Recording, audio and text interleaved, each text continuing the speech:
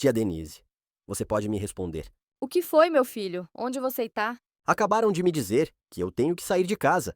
Hoje, Quem te disse isso? minha mãe. E o Sully? A verdade é que eu já não tenho lugar lá. Respira. Você tá com alguma coisa aí? Uma mala, uma jaqueta fina. Está fazendo um frio horrível. Tenho 9% de bateria. Me manda sua localização assim que puder. Não deixe seu telefone apagar.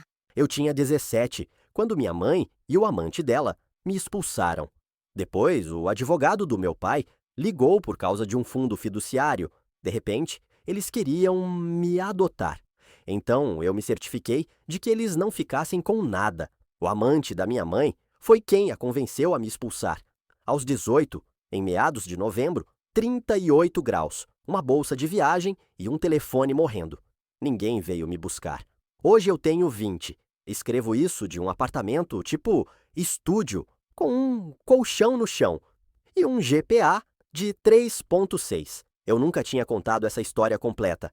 Cada capítulo feio, cada movimento calculado, cada momento em que eu tive que escolher entre ser o capacho de alguém ou ser o cara que vai embora com a coluna ereta. Deixa eu voltar para o começo. A caminhonete do meu pai já não estava lá numa terça-feira.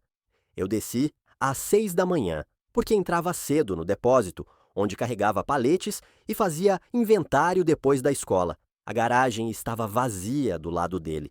Eu fui cômodo por cômodo, como no piloto automático, e em todo lugar era a mesma resposta. O armário, vazio. A garagem, a tábua onde ficavam pendurados 20 anos de ferramentas, organizadas por tipo, não havia mais nada. A foto nossa em Mount Rushmore, eu com 12 anos, todo queimado de sol, ele semicerrando os olhos com o braço ao redor do meu ombro, desaparecida do corredor. Só restava um prego e um retângulo mais escuro, onde antes estava a moldura. Minha mãe estava na mesa da cozinha. Não chorava, não falava, só estava ali com uma xícara de café, que nem bebia. Perguntei onde estava meu pai. Ele já foi. 2 palavras, nem explicação, nem contexto. Como se estivesse me dizendo como ia ficar o tempo. Meu irmão Cody tinha 14, vivia num universo paralelo de melhores momentos de basquete e servidores de Discord. Ele não percebeu que meu pai estava faltando até quase 3 dias depois. Cody era o favorito da minha mãe, sempre foi, o que a fazia brilhar, de quem ela se gabava, para quem nunca faltava a um jogo. Eu era o que mantinha a casa funcionando, o que recebia acenos de cabeça em vez de agradecimentos. Depois que meu pai desapareceu, minha mãe ia trabalhar, voltava e afundava no telefone. Eu fiquei cuidando da casa porque alguém tinha que fazer isso. Mas havia algo que naquele momento eu não percebi. Cerca de 3 semanas depois que meu pai foi embora, entrei na cozinha tarde da noite e minha mãe estava no telefone, rindo. Não aquela risada vazia de alguém que está apenas cumprindo tabela, de alguém cujo marido acabou de desaparecer. Uma risada de verdade. Baixa, quente, privada, daquelas que você guarda para alguém específico. Assim que ouviu meus passos, ficou em silêncio no meio da frase e disse que precisava desligar. Perguntei com quem ela estava falando. Coisas do trabalho. Às 11 da noite, numa quinta-feira, guardei aquilo na cabeça e segui em frente, até que o resto começou a fazer sentido. 8 semanas depois que meu pai desapareceu, ela sentou comigo e com o Cody e disse que ia se casar com um homem chamado Sully. E disse sorrindo, um sorriso grande, animado, como se estivesse segurando uma boa notícia havia semanas e já não conseguisse mais guardar. Cody topou na hora. Padrasto novo, energia nova, provavelmente coisas novas. Eu fiquei fazendo contas que não fechavam. 8 semanas. Você não passa de catatônica para vou me casar em 8 semanas, a menos que a linha do tempo tivesse começado muito antes. E essa matemática apontava para aquela ligação da noite, para a forma como ela checava o telefone o tempo todo, como virava a tela para que eu não visse, para o dia em que vi um S nos contatos recentes dela e não dei importância. Eu não disse nada. Eu ainda era o filho bom. O casamento foi rápido. No quintal, umas 25 pessoas, quase todas do lado do Sully. Ninguém da família do meu pai. Cody estava na primeira fila, já chamando o Sully de pai, como se a palavra fosse uma lembrancinha da festa. Eu fiquei atrás, medindo a linha do tempo, contando os minutos para ir embora. Eu li o Sully em 30 segundos. 50 e poucos anos, em forma razoável, dirigia um Audi Q5 alugado e falava disso como se fosse traço de personalidade. Era diretor regional numa empresa de dispositivos médicos, daqueles tipos que sabem controlar uma sala sem levantar a voz. Desde o primeiro dia, ele me quis fora. Na frente da minha mãe, Sully era perfeito, charmoso, atencioso, o padrasto de manual. Mas assim que ela saía, a máscara caía. Ele me olhava como se eu fosse um problema que estava resolvendo. Frio, calculista. Começou com comentários sutis, que eu não parecia respeitar a nova dinâmica, que precisava ajustar minha atitude na casa dele. Casa dele. A casa cuja hipoteca meu pai pagou por 16 anos. Mas eu fiquei quieto. Minha mãe estava funcionando de novo. Cody estava estável. E eu tinha 6 meses até me formar. Eu podia aguentar. Eu podia sobreviver a isso. E então veio a noite do casamento. A recepção mal tinha terminado. Ainda Will havia pratos de papel empilhados nas mesas dobráveis. Cody estava jogado, dormindo no sofá, e Sully puxou minha mãe para o corredor. Eu ouvia da cozinha. A voz dele era baixa e metódica. A dela, primeiro hesitante, e depois concordando. 20 minutos depois, minha mãe me chamou para a sala. Ela estava ao lado do Sully, e ele estava com a mão na parte baixa das costas dela, como se estivesse estabilizando, como se a mantivesse de pé. Decidimos que o melhor para todos é que você encontre um lugar para morar por conta própria. Fiquei esperando que ela risse. Ela não riu. Sully montou o argumento como se estivesse numa reunião de resultados. Você está criando atrito. Sua resistência à nova estrutura familiar está colocando pressão no nosso casamento. E então ele se inclinou um pouco para mim e disse com calma, como quem dita uma regra. Quero deixar claro. Isso não é uma discussão. Você tem até domingo para fazer seus arranjos. Depois disso, estará invadindo propriedade privada. E eu lidarei com isso como deve ser. Invadindo propriedade privada na minha própria casa? Eu olhei para minha mãe. Ela não estava evitando meu olhar. Estava apoiando ele. Olhou direto para mim e concluiu. Isso é o melhor para a família. Você vai entender. Quando for mais velho, Ela disse isso ao filho de 18 anos, parado na própria sala, ouvindo que precisava ir embora, por causa de um homem que estava na casa havia menos de um dia. Naquele momento ela não estava sendo fraca. Estava escolhendo, claramente, de propósito, e queria que eu soubesse. Aquela foi toda a conversa. Não houve negociação, não houve deixa eu pensar, não houve apelação. Apenas uma sentença, dada por um cara que tinha sido parte da minha vida por menos tempo do que muitas assinaturas de revista. E por uma mãe que assinou sem hesitar. Fui para o meu quarto e comecei a arrumar as coisas. Roupas, o laptop, alguns livros, carregadores e o relógio que meu pai me deu quando fiz 16. Um Citizen Eco Drive, com uma gravação atrás. Build Something Dead. Quase deixei. Havia algo em carregar um presente de um homem que me abandonou que parecia errado. Mas no final, no último segundo, coloquei na bolsa. Nem eu sei por quê. Tia Denise, já estou guardando minhas coisas. Agora, o que fizeram com você? Disseram para eu ir embora, que é o melhor para a família. Não acredito. Você está com jaqueta. Fina, está fazendo 38 graus e meu celular já está morrendo. Não fica sozinho. Assim que puder, me diz onde você está. Saí pela porta da frente às 11h40 da noite, numa quarta-feira, novembro, 38 graus. Jaqueta fina, bolsa de viagem, o telefone com 9%. Ninguém saiu atrás de mim. A única pessoa que atendeu foi minha tia Denise, a irmã mais velha do meu pai. Eu não falava com ela havia meses, porque minha mãe vinha cortando, em silêncio, toda a família do lado do meu pai, algo que ela já vinha fazendo até mesmo antes de ele ir embora. Tia Denise. Vem pra casa. Estou indo para aí. Estou te esperando aqui. Estou indo só com uma bolsa. Não importa. Vou chegar tarde. Entra assim que chegar. Minha mãe, assim que meu pai foi embora, foi até o fim. Bloqueou números, recusou convites, redirecionou a correspondência. Uma amputação limpa. Mas Denise não hesitou. Mandou eu ir para a casa dela. E quando cheguei à porta, quase à meia-noite, com uma bolsa de viagem e parecendo que não dormia havia uma semana, ela me puxou para dentro sem fazer uma única pergunta e preparou o quarto de hóspedes para mim. Denise era uma pessoa boa, direta, prática, zero paciência para absurdos. O marido dela era encanador, quieto, trabalhador, e dava para ver que ele não sabia muito bem o que fazer com um garoto de 18 anos, deslocado, caindo no quarto extra deles numa noite de aula. Eles tinham 2 filhos menores de 8 anos e um orçamento apertado. Eu tentei ocupar o menor espaço possível, comia menos do que precisava, tomava banhos rápidos e não tirava nada da bolsa.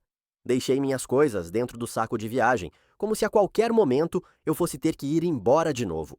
Denise percebeu e começou a deixar barras de proteína no criado mudo, sem dizer nada. Isso me atingiu mais forte do que qualquer coisa que o Sully tivesse dito. Eu mesmo fiz minha rematrícula para o último semestre. Nova rota de ônibus, 45 minutos para ir e 45 para voltar. Vivia com 4 horas de sono e café de posto de gasolina. Consegui trabalho num diner grego na estrada estadual. $12,50 por hora, mais gorjetas.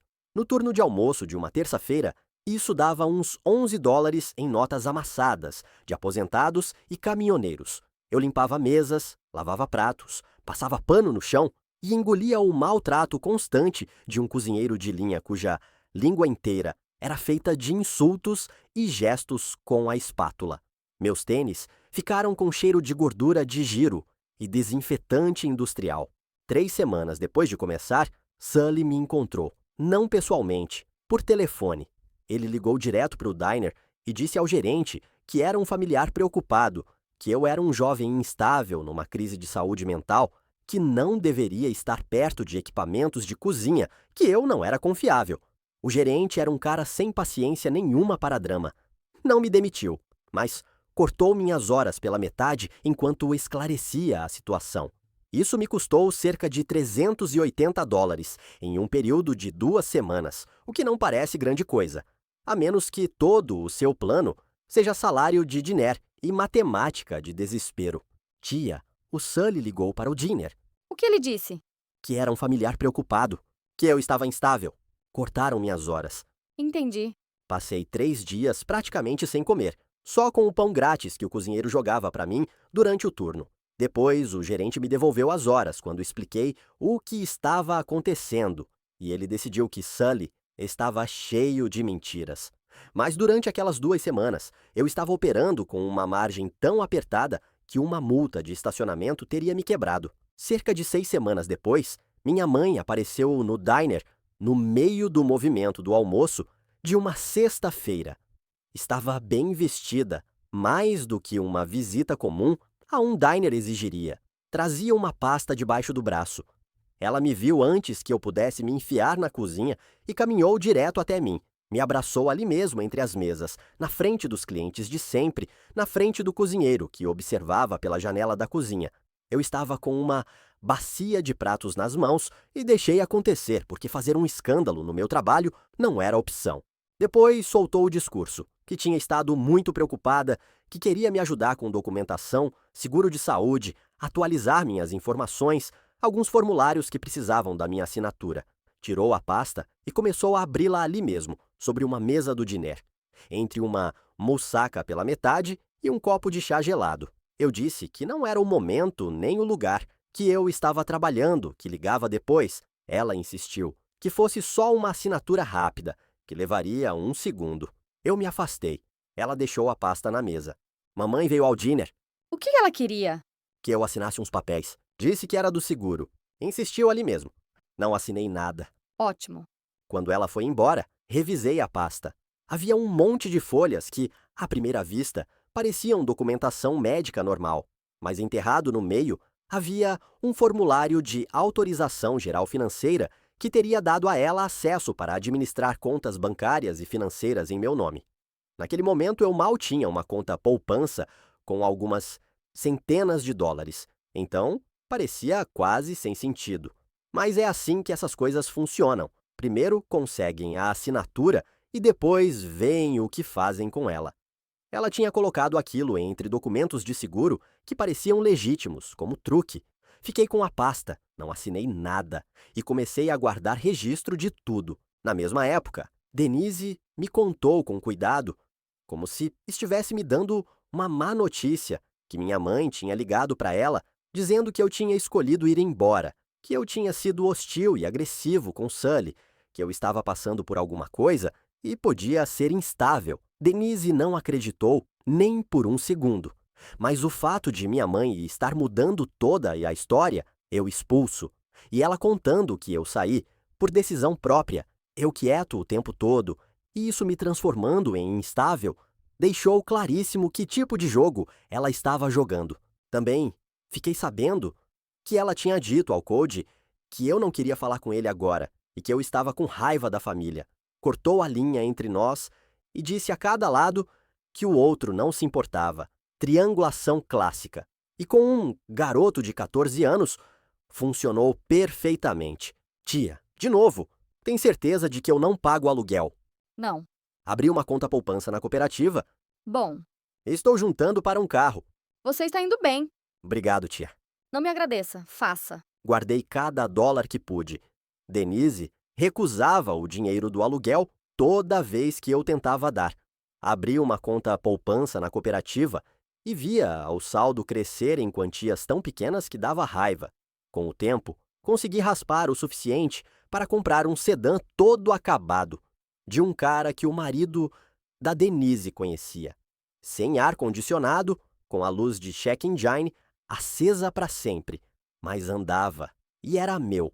Foram 3 meses de fumaça de caminhão, gordura de diné, ciclos de 4 horas de sono e uma solidão que entra até nos dentes. Eu vivia só de disciplina e só de raiva, quase metade e metade.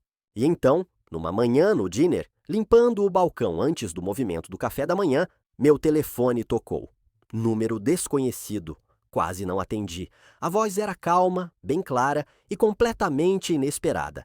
Disse que era o advogado do meu pai. Disse que meu pai queria me ver por algo financeiro. Apertei o telefone com tanta força que a capinha estalou.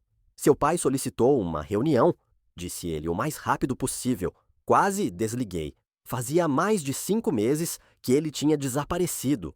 E eu juntando migalhas, enquanto ele apagava da própria família. O que quer que ele tivesse para dizer, parecia tarde demais. Mas eu fui, porque a parte de mim, que queria respostas, falou mais alto do que a parte que queria fechar a porta para sempre. O advogado do meu pai me ligou. O que ele disse? Que meu pai quer me ver, por algo financeiro. Você vai? Vou. O escritório do advogado ficava no 4º andar de um prédio no centro. A recepcionista me levou para uma sala de reuniões. Meu pai já estava lá. Parecia que tinham acelerado o tempo nele. Umas 20 libras a menos, talvez mais. Mais cabelos brancos, a pele acinzentada. As mãos tremiam sobre a mesa e os olhos estavam úmidos antes mesmo de alguém falar. Eu me sentei na frente dele com os braços cruzados, a mandíbula dura, deixando claro com o corpo inteiro que aquela reunião ia custar caro para ele. E ele começou a falar sem ordem, sem roteiro, tropeçando nas palavras. Disse que sentia muito, tantas vezes que a frase deixou de significar algo, mas também disse coisas específicas, que perdeu meus turnos no depósito, que não esteve lá quando eu passei no exame de direção.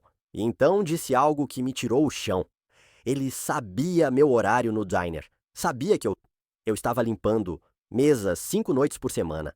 Isso me atingiu mais do que qualquer desculpa. Pensar que ele estava acompanhando minha vida enquanto não fazia nada para ajudar. Então ele contou a verdade. 7 meses antes de ir embora, diagnosticaram nele uma doença terminal, estágio 4. Descobriram tarde. Ele tinha ignorado o cansaço, a perda de peso, a dor constante, dizendo para si mesmo que era estresse. Quando fizeram os exames, já estava ruim. Os médicos falavam de meses, não de anos. Disse que foi embora porque não suportava que os filhos o vissem se desintegrar, que desaparecer de forma limpa era na cabeça dele. Misericórdia! que era melhor nos deixar como uma família intacta do que ficar e nos obrigar a ver ele se apagando. Era uma lógica doente. Você não protege ninguém desaparecendo. Não evita a dor criando outra pior. Mas sentado diante dele, vendo a convicção naquele rosto quebrado, eu entendi que ele acreditava totalmente nisso. Ele recebeu a pior notícia da vida e o primeiro impulso foi tapar nossos olhos. Foi delírio, sim, mas vinha de algo real. E isso era mais do que qualquer um na minha casa estava oferecendo. Depois, ele disse o que fez. Tudo encaixar. Antes de ir embora, descobriu que minha mãe e Sully já estavam juntos. Não depois que ele desapareceu. Não numa zona cinzenta. Por meses, talvez mais. Minha mãe via Sully enquanto meu pai sentava em salas de oncologia, ouvindo quanto tempo lhe restava. E quando meu pai a confrontou, ela virou a história. Disse que a doença dele ia complicar a situação familiar, que seria mais fácil para as crianças se ele se afastasse. Em silêncio. Convenceu um homem que estava morrendo no ponto mais baixo de que a própria família estaria melhor sem ele. E ele acreditou. Arrumou uma bolsa. Foi embora. E minha mãe colocou Sully dentro de casa antes mesmo de o cheiro do meu pai sair das fronhas dos travesseiros. O advogado esperou até a gente se recompor o suficiente para continuar, e então passou ao lado prático. Apesar de tudo, meu pai tinha continuado trabalhando à distância durante o tratamento, consultoria em logística e cadeia de suprimentos, a área dele. Os investimentos dele, que vinha fazendo havia mais de 20 anos, continuaram crescendo. Ele montou uma estrutura financeira de uma cama de hospital e queria que fosse para mim. Um fideicomisso, administrado pelo escritório do advogado, grande o bastante para um estipêndio mensal, toda a universidade numa estadual e uma reserva que seria liberada aos 25, tudo estruturado. Nada de pagamento único, nada de acesso direto, nada de coassinantes, ninguém além de mim. E o fiduciário com autoridade sobre cada dólar. Assinei os papéis, apertei a mão do advogado e olhei para meu pai uma última vez antes de ir embora. Ele estava chorando baixinho, não por ele. Eu o abracei e pareceu que ele precisava disso. Eu me sentei no meu carro, no estacionamento, quase 1 hora sem ligar o motor. Saí da casa da Denise em 2 semanas. Antes de ir embora, sentei Denise e o marido dela e disse exatamente o que a ajuda deles tinha significado. Não um obrigado genérico. Fui específico. A ligação à meia-noite, as barras de proteína, o fato de que Denise, nenhuma única vez, me fez sentir um peso, mesmo quando era óbvio que eu era. Ela chorou. O marido dela apertou minha mão e disse: "Você tem uma boa cabeça, garoto. Use ela." Encontrei um apartamento tipo estúdio e assinei o contrato. 380 pés quadrados. Uma cozinha pequena, que era mais um conceito do que um cômodo. Uma janela com vista para o estacionamento de uma borracharia. Mas meu nome estava no contrato. Minha chave na fechadura naquela primeira noite. Me deitei num colchão no chão e senti algo que não sentia havia meses. Não paz, apenas quietude, como se minha cabeça finalmente parasse de correr, avaliando ameaças. Me matriculei no Community College. Mantive meus turnos no diner, porque gastar dinheiro do fideicomisso sem ganhar nada por conta própria parecia errado. Comecei a visitar meu pai na residência de cuidados 3 vezes por semana. Alguns dias falávamos da escola, do apartamento, de uma série documental sobre falhas de engenharia em pontes que ele assistia em loop. Outros dias, apenas sentávamos. Estávamos tentando reconstruir algo. Alguns dias, funcionava.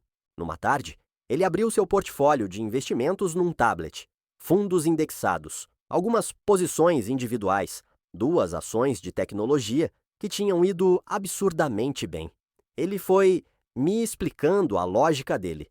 Pontos de entrada, tolerância ao risco. Tia, tentaram abrir um cartão no meu nome. Como?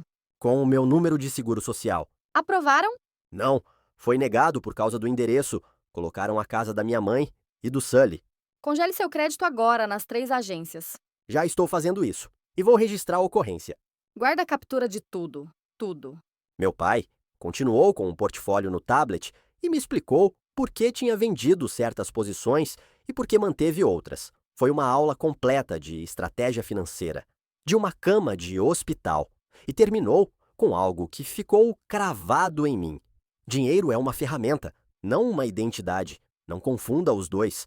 Cerca de 10 dias depois de estar no apartamento novo, veio o primeiro golpe. Alguém tentou abrir um cartão de crédito no meu nome usando meu número de seguro social. A solicitação foi sinalizada e negada porque o endereço não coincidia com o meu. Coincidia com a casa da minha mãe e do Sully. Fiquei gelado. Em menos de 1 hora, congelei meu crédito nas 3 agências e registrei ocorrência na FTC. 2 semanas depois veio o segundo movimento. Recebi uma mensagem com a foto de um documento e a história de que era um formulário de registro escolar que minha mãe precisava que eu assinasse. Não era da escola, era um modelo de procuração geral, parcialmente preenchido, com o nome da minha mãe, como procuradora. Dessa vez o truque estava mais refinado, formato mais limpo, cabeçalho parecido com o do distrito escolar, mais crível. Mais uma frase como por meio da presente, concedo plena autoridade para administrar decisões financeiras, legais e médicas, não existe em um formulário de matrícula. Eles estavam aprendendo. E isso me deu mais medo do que a primeira tentativa. Guardei capturas de tudo e não respondi. Depois começou a fase que parecia mais suja. Mensagens que no início soavam normais. Sentimos sua falta, como está o apartamento. Mas em poucos dias, as perguntas viraram bisturi. Onde exatamente ficava meu apartamento? Como eu estava pagando? Se agora sim eu ia estudar. Não soava como curiosidade de um garoto de 14 anos. Soava ensaiado. E depois disso, virou um ciclo. Armadilhas com papéis, ameaças suaves, preocupação falsa, usando meu irmão como mensageiro. Depois, congelaram temporariamente minha conta.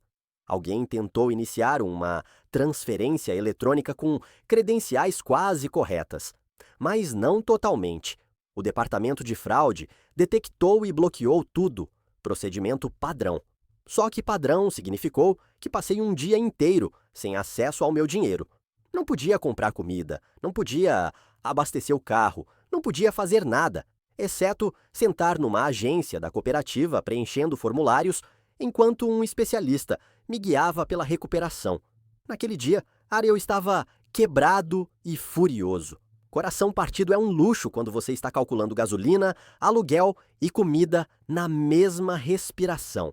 E então ficou pessoal. Eu estava no apartamento, estudando para uma prova parcial, quando bateram a porta com aquelas 3 batidas firmes que fazem seu estômago cair antes mesmo de você levantar. Abri e eram 2 policiais. Tinham recebido uma ligação como familiar, preocupado, dizendo que eu poderia ser um perigo para mim mesmo e que vivia em condições instáveis. Perguntaram se podiam entrar, se eu tinha armas, se estava pensando em me machucar. Cooperei, deixei entrarem, mostrei o apartamento, limpo, organizado, livros na mesa. Um deles olhou ao redor e deu para ver o cálculo no rosto. Isso não combina com a ligação. Anotaram minha declaração, me deram um número de referência do caso e foram embora.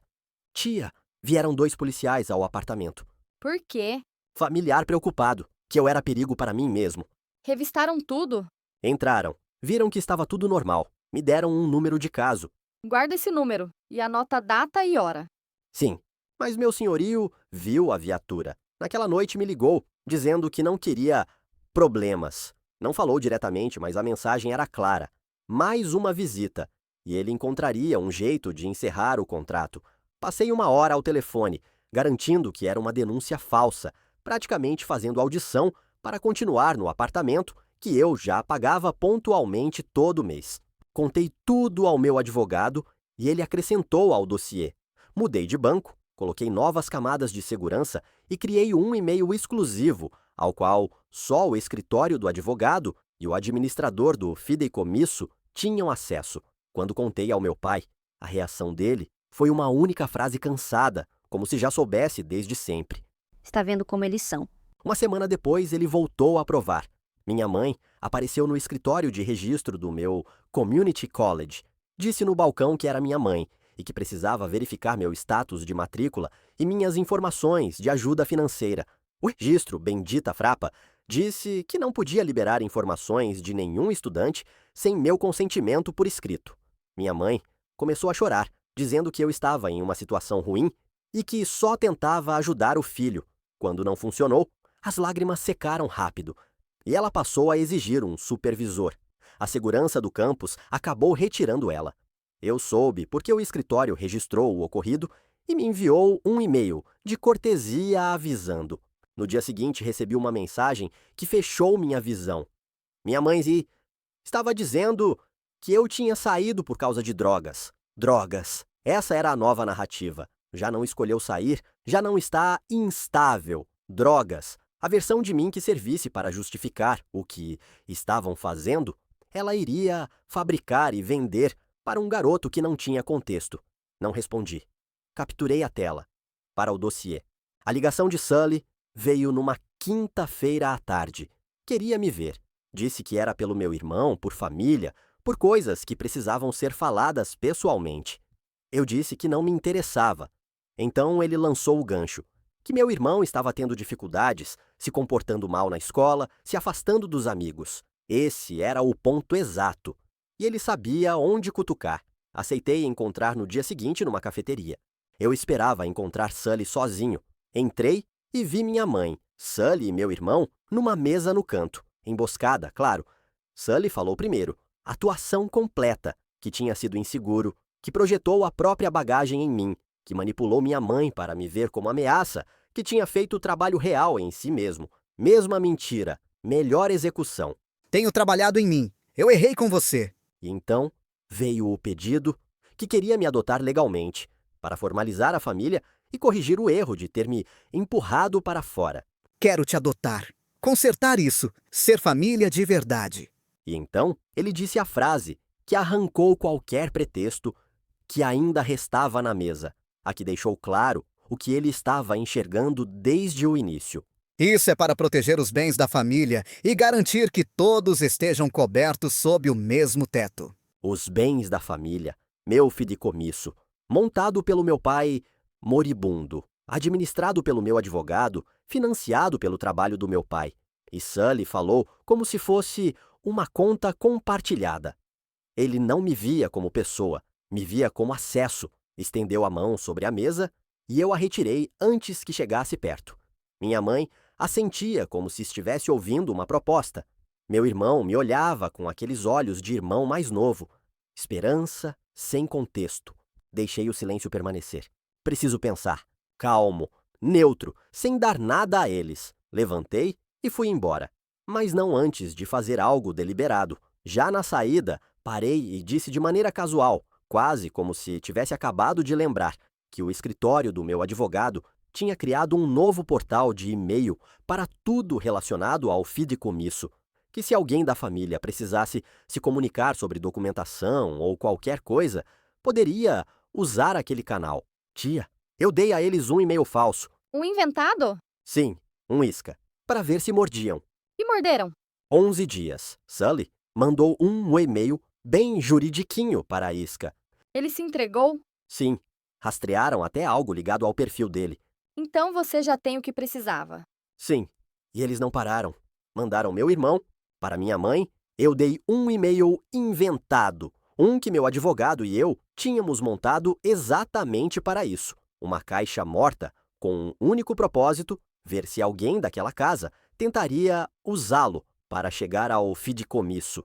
Eu disse como se não importasse, como se eu não estivesse jogando um anzol. A verdade é que eu queria que eles se entregassem. Sully demorou 11 dias. O escritório do meu advogado registrou um e-mail vindo de uma conta do Gmail, criada com um pequeno erro de ortografia no meu nome, perto o bastante para confundir, diferente o bastante para negar. A mensagem foi enviada para o e-mail isca. Estava escrita num tom rígido, juridiquês, como se alguém tivesse pesquisado no Google como falar com um administrador de fideicomisso. Dizia que era um representante, familiar, e pedia uma reunião sobre coordenação de beneficiários e alinhamento de tutela. Mencionava a idade do meu irmão e minha recente transição para a vida independente como desculpas para solicitar uma revisão familiar do fideicomisso. A assistente jurídica do meu advogado rastreou o e-mail de recuperação daquela conta do Gmail até um endereço associado a algo ligado ao perfil do LinkedIn de Sully. Nem burner, nem descartável. A pegada digital real de Sully, ali a 2 cliques. Alguns dias depois, meu irmão apareceu no meu apartamento sem avisar. Até hoje, não sei como conseguiu o endereço. Abri a porta e ele estava lá, mochila nas costas, cara de quem ensaiou um discurso no ônibus. Disse que sentia minha falta, disse que minha mãe estava triste o tempo todo, disse que Sully estava realmente tentando.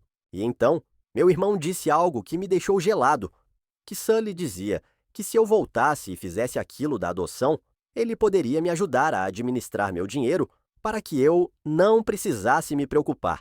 Um garoto de 15 anos repetindo o discurso financeiro de um adulto, palavra por palavra, sem entender para que estavam usando ele. Foi aí que a última parte, minúscula, de mim, que ainda dava a eles o benefício da dúvida, morreu. Eles estavam usando o meu irmão como ferramenta. Estavam dando roteiros a ele, mandando uma criança fazer o trabalho sujo de um golpe que nenhum dos dois tinha coragem de executar na minha frente. Eu não joguei isso em cima dele. Fiz um sanduíche, deixei ele brincar um pouco no meu laptop por cerca de 1 hora e depois levei ele de volta, sem dizer uma palavra sobre Sully nem sobre o fideicomisso. Quando deixei ele, minha mãe estava parada na varanda, tentando parecer casual, como se não tivesse orquestrado toda a visita. Eu não saí do carro, nem cumprimentei. Só esperei meu irmão entrar e fui embora. Eu parei de discutir e comecei a documentar. Discutir é para gente que ainda acredita que vergonha funciona. 4 meses se passaram. Eu fiquei calado. Eles não. Eu guardei tudo. Cada mensagem, cada correio de voz, cada só checando, que na verdade era reconhecimento. Enquanto isso, mantive um GPA de 3.6 no Community College. Continuei visitando meu pai, cuja condição tinha se estabilizado, e deixei eles pensarem que meu silêncio significava que eu estava amolecendo. O dossiê do meu advogado ficou pronto. A tentativa de fraude de crédito, com o relatório da IFTC e o número do caso, a procuração geral falsa, disfarçada de formulário escolar, com metadados apontando para o endereço deles, a tentativa de transferência bancária, marcada como fraude, a denúncia falsa que provocou a visita de bem-estar da polícia, o e-mail isca rastreado diretamente até a pegada digital de Sully, o incidente com o escritório de registro, 6 incidentes documentados, fraude, roubo de identidade, falsificação e tentativa de manipulação financeira. Tudo apontando para mim e para o fideicomisso. Cada um sozinho, um crime, juntos. Um padrão tão limpo que quase se arquivava sozinho. Meu advogado também entrou em contato com o empregador de Sully, não para acusar, mas para fazer uma consulta formal de compliance. Na indústria dele, compliance não é brincadeira. Gente do nível dele fica presa a padrões de integridade. Um padrão documentado de fraude, mesmo sem acusações formais, já é suficiente para acionar uma revisão interna. E uma vez que entra, investigações de compliance não precisam de além de qualquer dúvida razoável, precisam de preocupação documentada. E disso, nós tínhamos de sobra. Eu também registrei uma ocorrência formal com a polícia. Número de caso atribuído. Um detetive me contatou. Depoimento dado.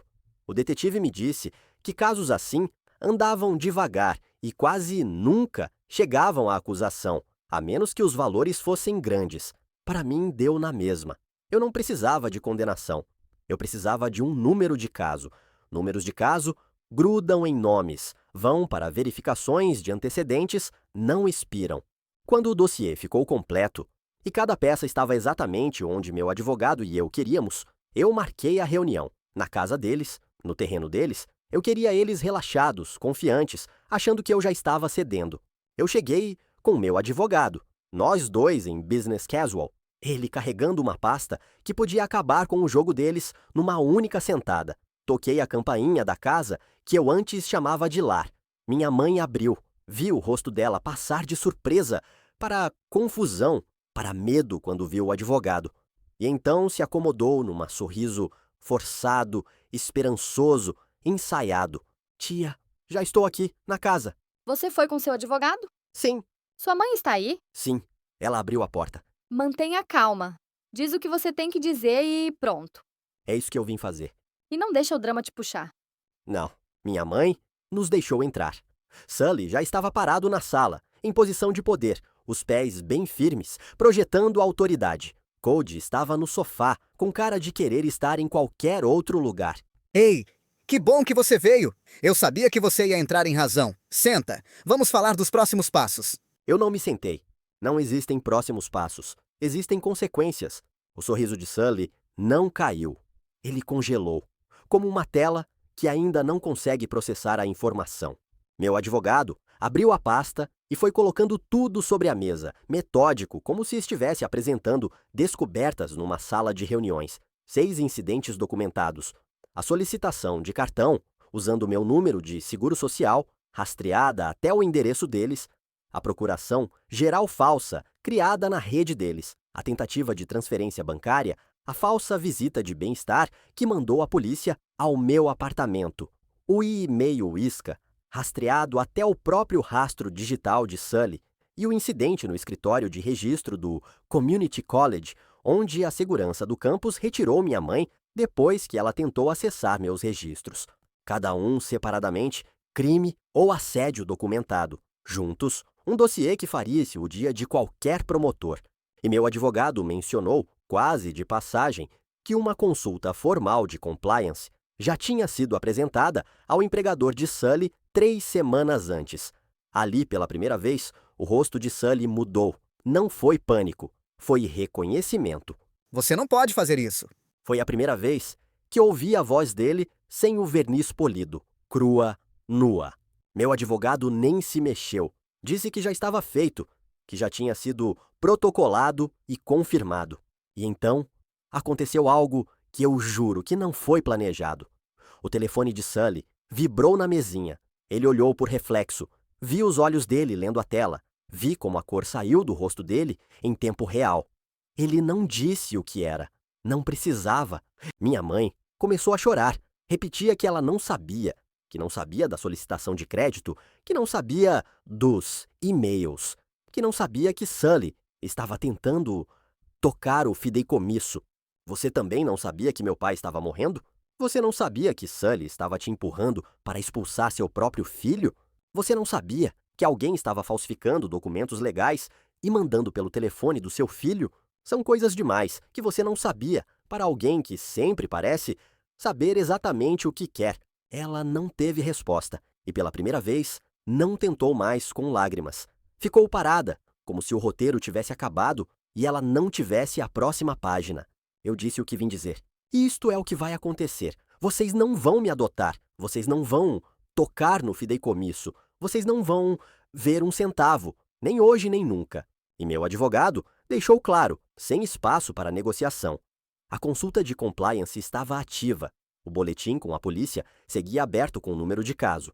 O relatório de fraude com a FTEC estava documentado. E uma ordem formal de cessar e desistir chegaria por correio, registrado naquela mesma semana. Se qualquer um, minha mãe, Cody, Sully ou qualquer pessoa agindo por eles, tentasse contatar o escritório, acessar minhas contas ou se aproximar de mim por causa do fideicomisso de qualquer forma, então seriam apresentadas acusações, roubo de identidade, fraude, falsificação. O dossiê estava completo. A única razão de ainda não terem apresentado acusações era porque eu estava escolhendo não fazer isso naquele dia, e essa escolha tinha data de validade. Depois, eu me virei para Cody. Ele estava encolhido num canto do sofá, os joelhos grudados no peito, tentando ficar pequeno. Ele tinha 16, preso no meio de algo em que nunca pediu para estar. Ei, nada disso é culpa sua. Você sabe disso, né? Ele me olhou. E pela primeira vez, não parecia um garoto repetindo um roteiro.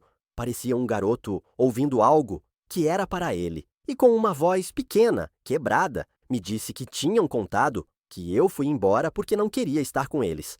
Eu não fui embora. Mandaram eu ir. É diferente. E quando você tiver idade para ver tudo isso com clareza, me liga. Eu vou atender. Sully estendeu a mão para o ombro de Cody por instinto possessivo. Cody se afastou, um movimento mínimo. Mas eu vi. E Sully viu que eu vi. Meu advogado e eu fomos embora. A ordem de cessar e desistir chegou 4 dias depois. Sully assinou. 2 semanas depois daquele confronto, colocaram ele em licença. E uma vez que abrem uma investigação de compliance, outras coisas começam a aparecer. Quilometragem inflada, eventos cobrados em dobro, coisas pequenas que ninguém teria olhado 2 vezes sem um microscópio por cima. Mas compliance é assim, não fica em um único trilho, se espalha. No fim do mês, Sully já estava fora. Separação mutuamente acordada. Tradução corporativa, deixaram ele pedir demissão antes de tornar público, sem indenização, sem carta de recomendação. Numa indústria onde seu nome é seu currículo, agora ele era o cara que tiraram em silêncio sob uma nuvem regulatória.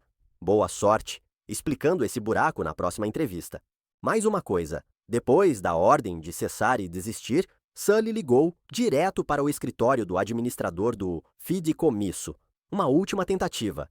A recepcionista reconheceu a voz dele e disse 5 palavras. Esta chamada está sendo gravada. Ele desligou. Esse foi o último contato que alguém daquela casa teve com minha equipe jurídica. Existem portas que não se fecham com um estrondo. Se fecham com um clique. Passei pela casa exatamente uma vez, para deixar um cartão de aniversário para Cody. O Audi já não estava. Tinha sido substituído por um sedã de 10 anos, estacionado torto na entrada, como comprado às pressas de quem estivesse mais perto. A casa que meu pai pagou, a que Sully dizia que era dele, parecia diferente, sem o dinheiro do Audi sustentando o estilo de vida. Minha mãe ligou uma vez depois da ordem de cessar e desistir. Deixei cair na caixa postal. 40 segundos de quase puro silêncio, cortados por um "eu sinto muito". Guardei. Não porque me tocasse. Documentar já era um hábito. E agora estou escrevendo isso do meu apartamento. Está tarde. Os radiadores estão fazendo barulho. O Community College termina no próximo semestre e eu vou me transferir para Staten no outono, administração de empresas com minor em finanças. Acontece que ver seu pai morrendo, vencendo o mercado de uma cama de hospital, te ensina mais do que qualquer sala de aula. O GPA está em 3,6. Nada mal para um cara que 2 anos atrás estava raspando gordura de girô do chão de um diner. Meu pai ainda está aqui, teimoso como sempre. E da minha mãe e do Sully, eu não penso muito. Os papéis estão arquivados, as gavetas fechadas. O que acontecer com eles não é meu problema. Eles fizeram as escolhas deles, eu fiz as minhas. A diferença é que as minhas vêm com recibos. E com Cody, a oferta continua de pé. Quando ele estiver pronto, eu atendo. Mas eu já não corro atrás de ninguém. Nem por amor, nem por família, nem por nada. Aquela versão de mim já não existe. Me expulsaram quando eu não tinha nada. E quiseram voltar quando viram que eu tinha algo.